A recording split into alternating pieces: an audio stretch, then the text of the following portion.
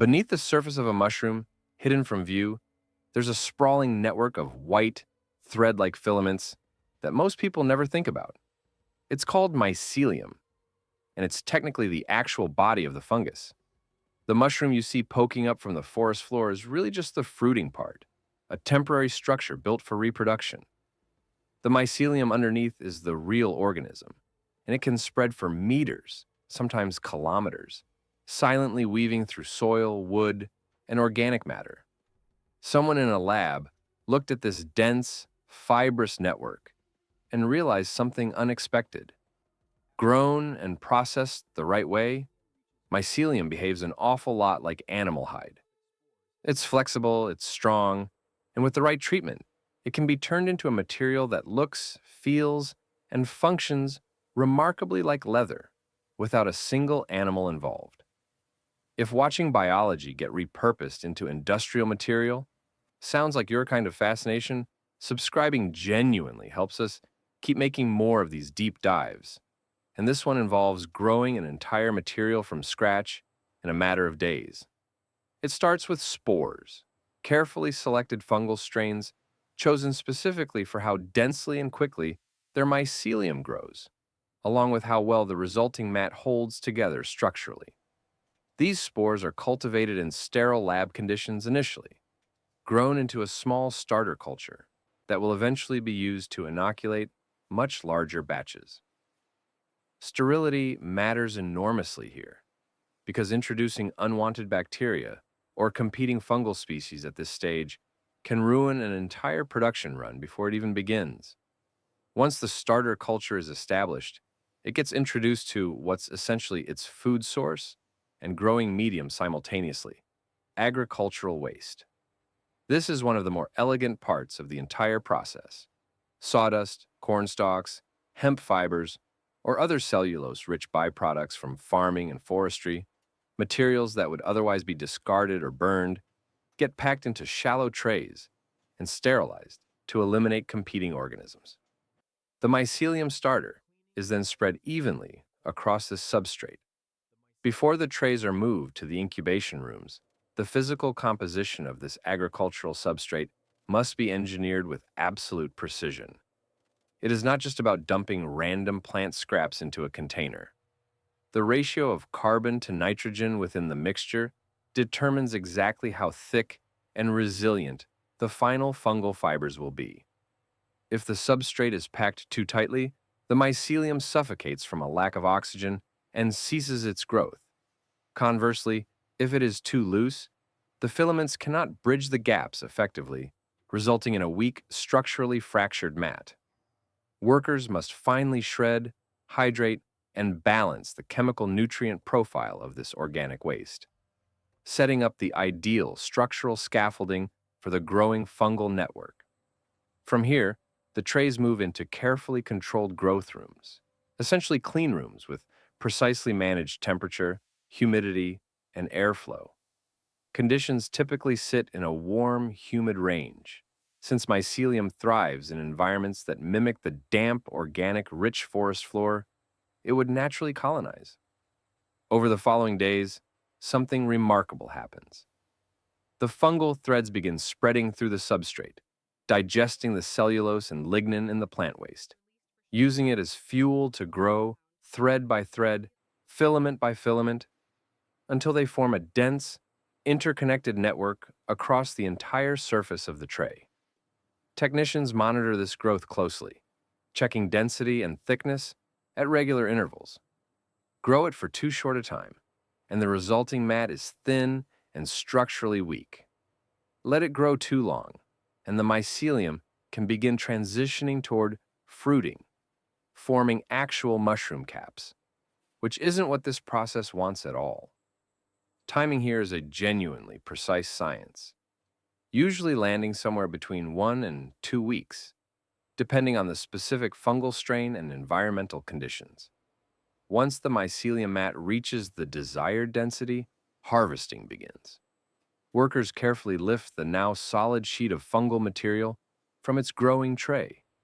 At this stage, it looks something like a thick, spongy, off-white mat, almost like a dense foam. still carrying moisture and the faint, earthy smell of a forest floor.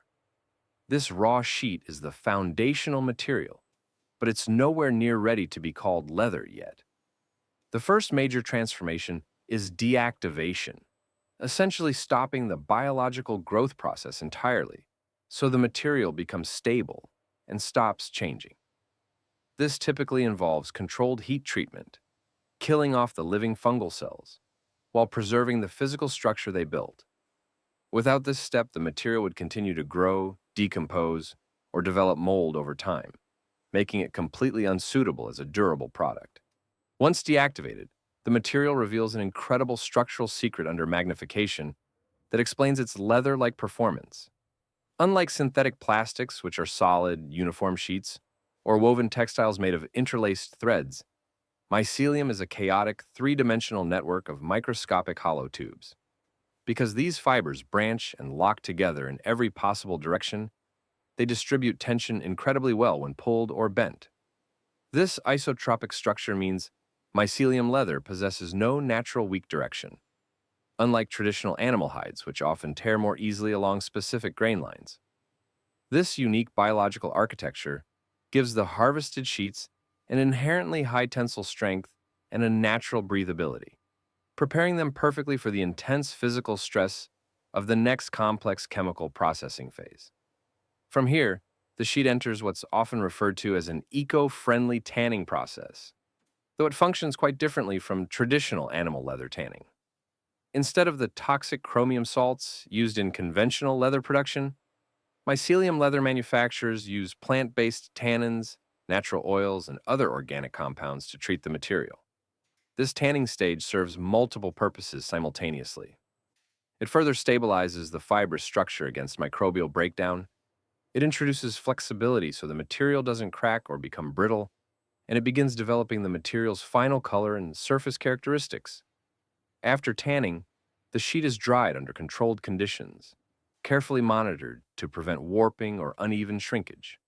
As moisture leaves the material, it begins to firm up considerably, losing that spongy, foam-like quality and taking on a denser, more fabric-like structure. This is the point where the material genuinely starts feeling closer to something you'd recognize as leather. Pressing comes next, using heated rollers or hydraulic presses to compress the material further, increasing density and creating a more uniform thickness across the entire sheet.